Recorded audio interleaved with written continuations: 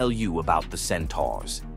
In Greek mythology, centaurs were seen as both wild and noble beings.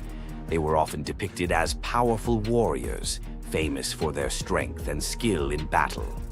But what if the truth behind them was far more sinister than anyone imagined? While some centaurs, like Chiron, were revered for their wisdom and kindness, many others were violent, uncontrollable creatures. These savage centaurs were known for their drunken brawls and uncontrollable rage. The most infamous event? The Battle of the Lapiths and Centaurs, where they fought against the Lapiths during a wedding feast, leading to a massacre of both men and women. Their brutal behavior was more than just a mythological tale. It symbolized the chaos that could occur when civilization collided with the wild, untamed forces of nature. But why did the Greeks depict centaurs this way? Was it a cautionary tale about the dangers of unchecked power and savagery, or a deeper reflection on humanity's struggle between reason and instinct? The darker truth behind the centaur myth might just hold the key to understanding the wild, primal side of ancient Greek culture. Centaurs are more than just mythical beasts. They represent the conflict within us all. If you're fascinated by the hidden truths of ancient myths, don't forget to subscribe for more dark stories from Greek mythology. Ever wondered what it would be like to walk through the ancient world and encounter mythical creatures from Greek mythology? Get ready to meet the beasts that shaped legends. In Greek mythology, creatures were more than just beasts. They were symbols of the forces of nature, God's will, and humanity's struggle with the unknown. From the terrifying Minotaur lurking in the labyrinth to the mesmerizing sirens luring sailors to their doom, these creatures were as captivating as they were dangerous. The mighty Hydra, with its multiple heads that regrew each time they were cut off, was a symbol of unstoppable power. The Cerberus, the three-headed dog guarding the gates of the underworld, represented the barrier between life and death. But not all mythical creatures were monsters. The graceful Pegasus, a winged horse born from the blood of Medusa, symbolizes freedom and the pursuit of the heavens. These creatures still live on in our stories, haunting the shadows of ancient Greece and whispering through the winds of time. Which Greek mythological creature fascinates you the most? Share your thoughts and don't forget to subscribe for more legendary tales from Greek mythology. You've heard of a goddess whose beauty was unmatched. But what if I told you that her beauty wasn't what it seemed? In fact, her allure led to some of the darkest consequences in ancient myth. This goddess, adored by many, held the power to captivate anyone with a mere glance. She was so beautiful that her charm could sway the gods, kings, and mortals alike. But this beauty came with a deadly price. The goddess we're talking about is none other than Aphrodite, the Greek goddess of love and beauty. While she is often depicted as the epitome of grace, sensuality, and allure, her beauty was more of a curse than a gift. Aphrodite's powers extended beyond just physical beauty. Her charm was irresistible, but it came at a cost. Her very presence could bring turmoil. Many heroes and kings fell victim to their obsession with her. Take Paris, for instance. His decision to choose Aphrodite as the fairest of the goddesses set in motion the events that led to the Trojan War. His desire for her beauty caused the death of thousands and the fall of Troy. But Aphrodite's beauty didn't just destroy men. It could break gods, too. The tale of her and Ares, the god of war, exemplifies this. While Aphrodite was married to Hephaestus, the god of blacksmiths, her passionate affair with Ares led to chaos among the gods. Her beauty wasn't just about attraction, it caused jealousy, betrayal, and ultimately destruction. Despite her dazzling appearance, Aphrodite was also a figure of deceit and destruction, proving that beauty, when it holds such power, can be dangerous. It's no wonder the ancient Greeks warned that appearances can be deceiving. Aphrodite's beauty may have dazzled the world, but her story teaches us that sometimes What's on the surface can mask a much darker reality. So, was Aphrodite's beauty a blessing or a curse? The myths suggest that beauty, when wielded by the gods, is never what it seems. If you want to uncover more hidden truths about gods and goddesses from the ancient world, hit that subscribe button.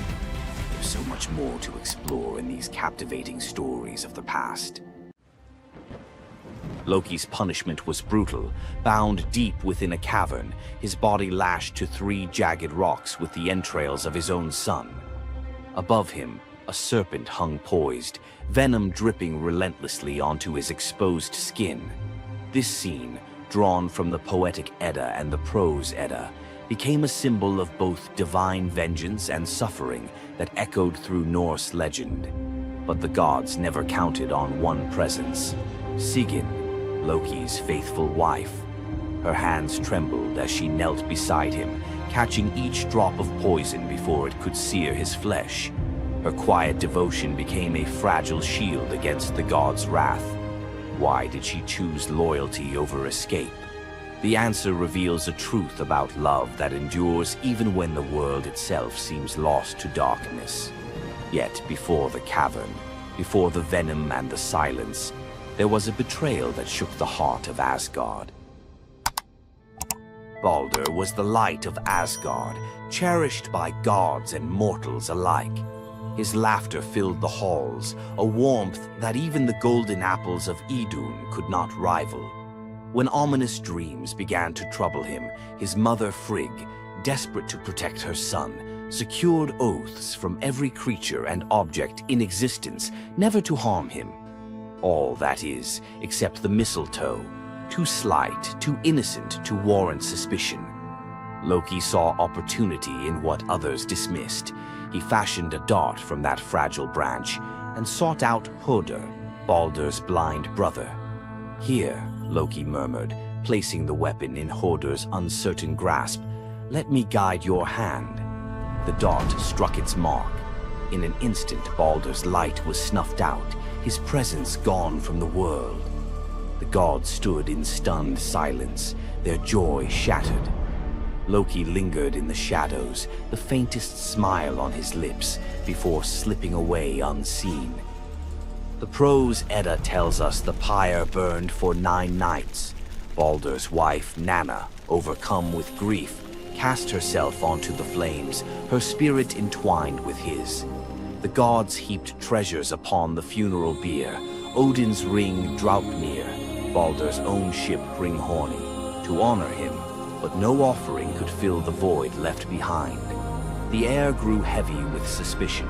As the smoke twisted skyward, word spread of an old woman whispering to Hoder in the moments before the fatal blow. When Thor forced the truth from a trembling servant, silence fell like a shroud. Loki's name was not spoken, but its weight pressed upon every heart. The gods had tolerated his mischief, his clever lies, even the theft of Sif's hair. But this was different. The poetic Edda names him plainly: Loki, the guileful who brought it about, from which all misfortune came. Odin convened the gods to pass judgment. No mead flowed, no boasts rang out. The Allfather's single eye burned cold as he named Loki Oathbreaker and Kinslayer. Weapons gleamed in restless hands. Even gentle Friar's fingers tightened around his sword. Loki understood the god's fury. He fled Asgard, his mind racing with schemes. As told in the prose Edda, he built a lodge in the mountains, doors on every side, always watching for his pursuers. Still, he could not outrun their vengeance. Odin's gaze found him, even in hiding. When the gods arrived, Loki tried to slip away, transforming into a salmon to evade capture in the river's swift current. But Thor's grip proved stronger than fate. Dragged back through the gates he once helped raise, Loki passed faces twisted with anger and betrayal. The gods' judgment was swift. The path ahead led not to mercy, but to a place where pain and silence waited in the damp and the dark. They forced Loki into the heart of the earth, a cavern where the air pressed cold and heavy, and every sound echoed off stone walls, slick with damp.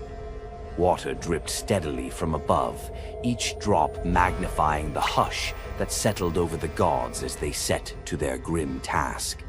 The stench of venom lingered, sharp and persistent, mingling with the iron tang of old blood. Odin's single eye caught the flicker of Skadi's movement. A silent nod passed between them, sealing what would come next. 3 massive boulders, freshly gouged with holes, stood ready. The gods had not brought chains or rope.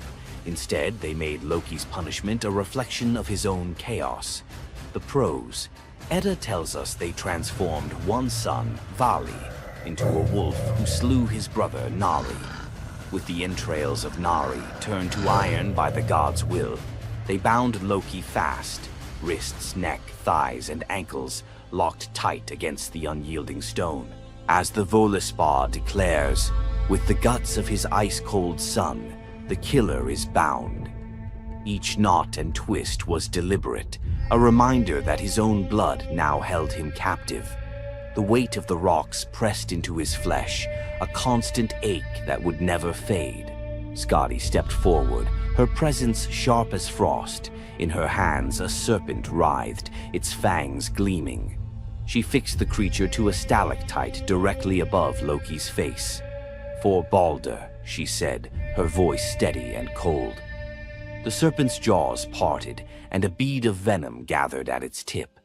It hung for a moment, then fell. Loki's scream reverberated through the cavern, his body arching in agony as the venom burned into his skin.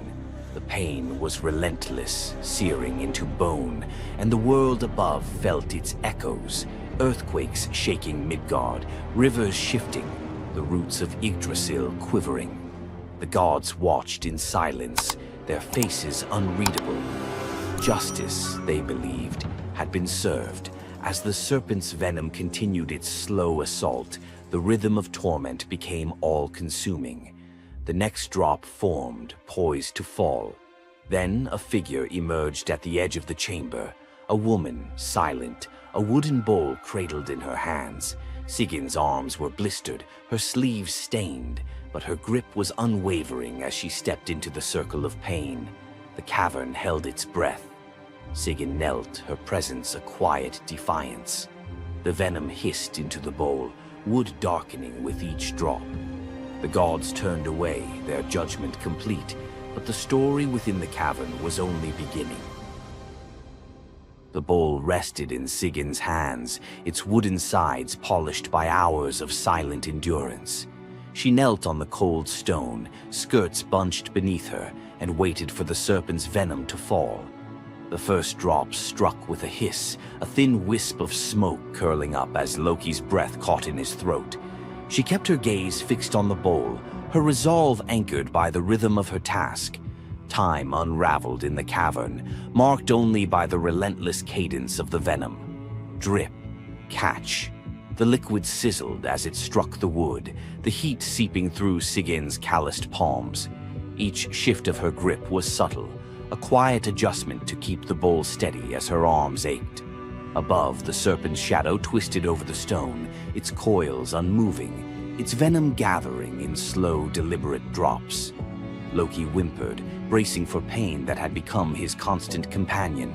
The sound of his dread was sharper than his cries.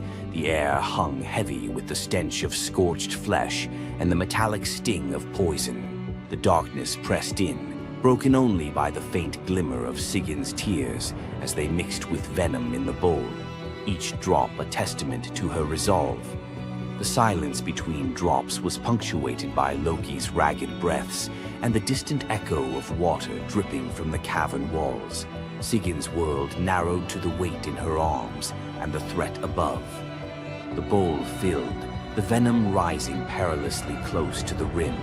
Sigyn's muscles trembled, but she did not let her grip falter. When at last the bowl brimmed, she had no choice but to turn away. In that brief moment, as she emptied the venom onto the rocks, Loki's body convulsed, his scream raw and unrestrained. The poison ate into the stone, leaving blackened scars as Sigyn hurried to wipe the bowl clean and return to her vigil. For time beyond reckoning, Sigyn remained. The myth offers no window into her thoughts, only the image of her kneeling, unwavering as Loki's mind splintered under the weight of his agony. Was she remembering laughter in sunlit halls, or simply unable to imagine leaving him alone in the dark? The venom's rhythm never changed. The bowl would fill. Loki would suffer. Sigyn would endure.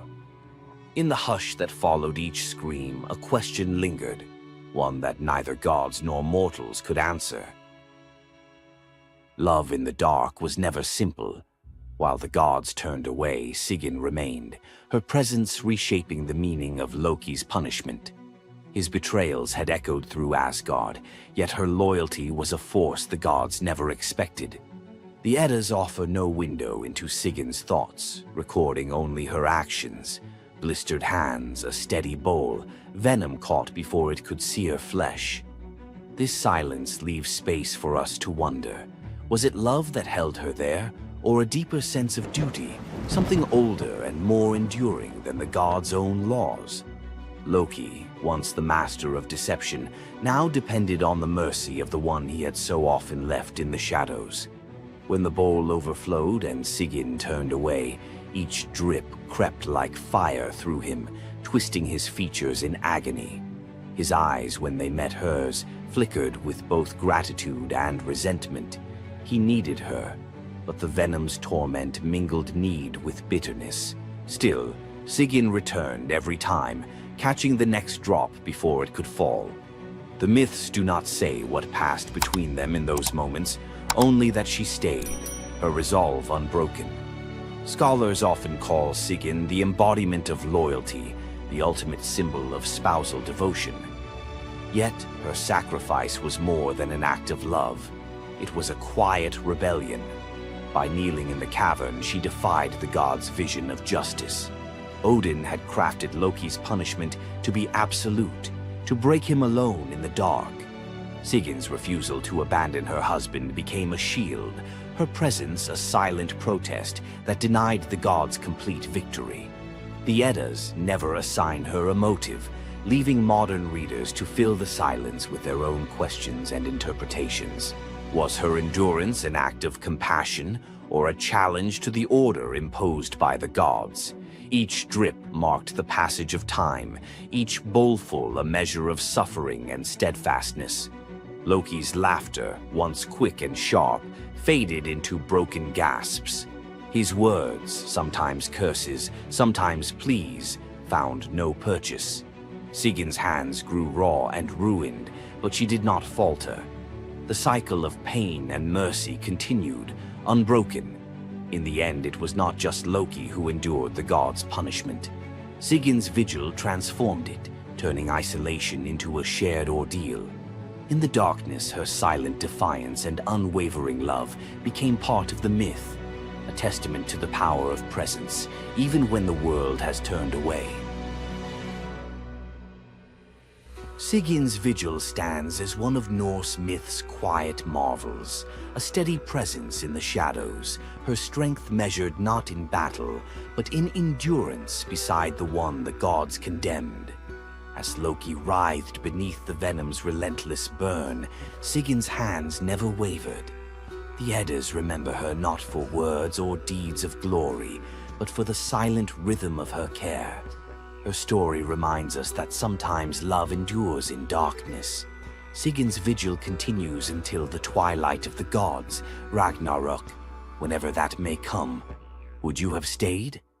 If Sigyn's silent strength moved you, let us know in the comments or share your favorite Norse hero below. Imagine being one of the greatest hunters in the world, known for your unmatched speed and skill. But despite all your abilities, your destiny is determined by a simple golden apple. Let me tell you the tragic tale of Atalanta, the huntress who couldn't escape her fate. Atalanta was abandoned at birth by her father, Zeus, who didn't want a daughter. Left to die in the wilderness, she was raised by a she-bear, learning to hunt and survive. As she grew, Atalanta became a legendary warrior, her skills in hunting unmatched. But no matter how great she became, she could never escape one thing: her prophecy. A prophecy foretold that Atalanta would only marry a man who could outrun her in a race. As the years went by, many suitors came, eager to win her hand. But Atalanta, fiercely independent, defeated them all. Her speed was unbeatable, and no man could match her skill. Then came Meleager, a brave hero who had heard of Atalanta's strength and beauty. Unlike the others, he didn't boast about his abilities. Instead, he came prepared with a plan. Meleager, knowing Atalanta's curse, asked the goddess Aphrodite for help. She granted him 3 golden apples, which he used to distract Atalanta during their race. As Atalanta raced ahead, confident of her victory, Meleager tossed the apples one by one in her path. The golden apples were so beautiful, they distracted Atalanta just enough to slow her down. In the end, Meleager won the race, and Atalanta was forced to marry him, despite her reluctance to give up her independence. But the story doesn't end in happiness. Atalanta and Meleager's marriage was plagued with regret. Atalanta, still driven by her need for freedom, felt trapped by the very love she couldn't escape. And in the end, Meleager, whose destiny was also marked by the gods, tragically died before she could ever truly be free. Atalanta's story is a tale of love, fate, and the clash between personal destiny and desire. Despite her unmatched strength and independence, her fate was sealed by love, and her story remains a tragic reminder of how even the most powerful can be brought down by what they cannot control. If Atalanta's bittersweet story of fate and love left you in awe, subscribe for more untold Greek myths and the heroes who shaped the ancient world. Imagine having a wish so powerful that everything you touch turns to gold. Sounds like a dream, right? But for King Midas, this dream turned into a nightmare. Let's dive into his tragic story. Once upon a time, King Midas ruled over a prosperous kingdom known for his wealth and opulence. But Midas wasn't just content with riches. He wanted more. He wished for the ability to turn anything he touched into gold. One day, the god Dionysus appeared before him and, impressed by Midas's devotion, granted him the wish. At first, Midas was overjoyed. Everything he touched, his food, his treasures, his furniture, transformed into gold. His wealth grew beyond imagination, and his joy knew no bounds. But soon, Midas realized the curse of his wish. He touched a rose, gold. He touched his food, gold. Desperate for a meal, he tried to drink water, gold. In horror, Midas realized that even his daughter, whom he loved dearly, turned into a lifeless golden statue when he touched her. Furious with the consequences of his greed, Midas begged Dionysus for mercy. The god, seeing the king's suffering, told him to wash in the river Pactolus. And in that moment, Midas's golden touch was taken away. The river's waters, now imbued with Midas's curse, carried gold downstream, forever tainting the land. King Midas's story is a reminder that greed often blinds us to the consequences of our desires. His once prized gift became his greatest curse, teaching us that not all treasures are worth the price. If King Midas's tale of power and greed left you thinking, make sure to subscribe for more epic Greek myths and their timeless lessons. Stay tuned for more stories of fate, love, and the gods' wrath. Imagine a woman so terrifying that a single glance from her could turn anyone into stone. Medusa, a name that echoes through history as a monster, a villain, and a symbol of pure horror. But what if everything you thought you knew about her was wrong? Medusa wasn't always a monster. Her story is one of betrayal, injustice, and a curse she never deserved. She wasn't born a villain. She was made into one by the gods themselves. But even as a victim, she found a way to turn her tragedy into power. Today, we'll unravel the myth of Medusa and discover the deeper truth behind her story. From her tragic origins to her transformation into a feared Gorgon, to her epic confrontation with Perseus. This is the tale of Medusa like you've never heard it before. Long before the snakes, before the curse, Medusa was a mortal woman of extraordinary beauty. She wasn't born a monster. She was born human, the daughter of the sea gods, Phorcys and Ceto, while her sisters, Stheno and Euryale, were immortal Gorgons. Medusa stood apart as the only mortal among them. But it wasn't her mortality that set her apart. It was her beauty. Medusa's golden hair, radiant complexion, and striking eyes captured the attention of everyone, even the gods. She served as a priestess in the temple of Athena, goddess of wisdom and war, vowing to remain pure and devoted to the goddess. This is where her life took a tragic turn. According to the myth, Poseidon, the god of the sea, became infatuated with Medusa. Overcome by desire, he pursued her relentlessly, and one fateful day he cornered her in Athena's temple. Medusa, defenseless, could not escape his wrath. But instead of protecting her, Athena turned her fury against Medusa. The goddess, enraged by the desecration of her temple, cursed Medusa for what had happened, punishing the victim instead of the perpetrator. Athena's curse transformed Medusa into a Gorgon, a being so hideous that no one could bear to look at her. Her golden hair turned into a nest of venomous snakes, and her eyes became so powerful that a single glance could turn living creatures to stone. This moment defined Medusa's new existence. Once revered for her beauty, she was now feared and hunted as a monster. But beneath the horror of her transformation lay a deeper question. Was Medusa truly cursed, or had she been given a weapon to defend herself in a world that had betrayed her? Medusa fled from civilization, retreating to a remote island where she lived in solitude. Here she came to terms with her new form and the terror it inspired. The snakes in her hair hissed constantly, and her reflection, once a source of pride, was now a weapon she couldn't dare to look at. But the world wouldn't let her rest. Tales of the monster of the island spread across Greece, and soon warriors came seeking glory by trying to slay her. None succeeded. Each challenger who entered her domain fell victim to her petrifying gaze, their bodies forever frozen in stone. Medusa's life became one of survival, fending off those who sought to destroy her while grappling with the isolation of her curse. She was trapped in a cycle of violence she didn't choose, but couldn't escape. As the years passed, Medusa's story became twisted. In the eyes of mortals, she was no longer the victim of a cruel curse, but a monster to be feared. The tragic young woman was lost to legend, replaced by the image of a terrifying villain. Enter Perseus, a young demigod with a destiny to fulfill. Tasked with bringing back Medusa's head as proof of his strength, Perseus embarked on a perilous journey to find her. But unlike the warriors before him, Perseus wasn't relying solely on his skill. He had the favor of the gods. Athena and Hermes provided Perseus with gifts to help him on his quest. Winged sandals to fly, a reflective shield to avoid Medusa's gaze, and a sword sharp enough to cut through anything. Most importantly, he was given a magical bag to safely carry her severed head.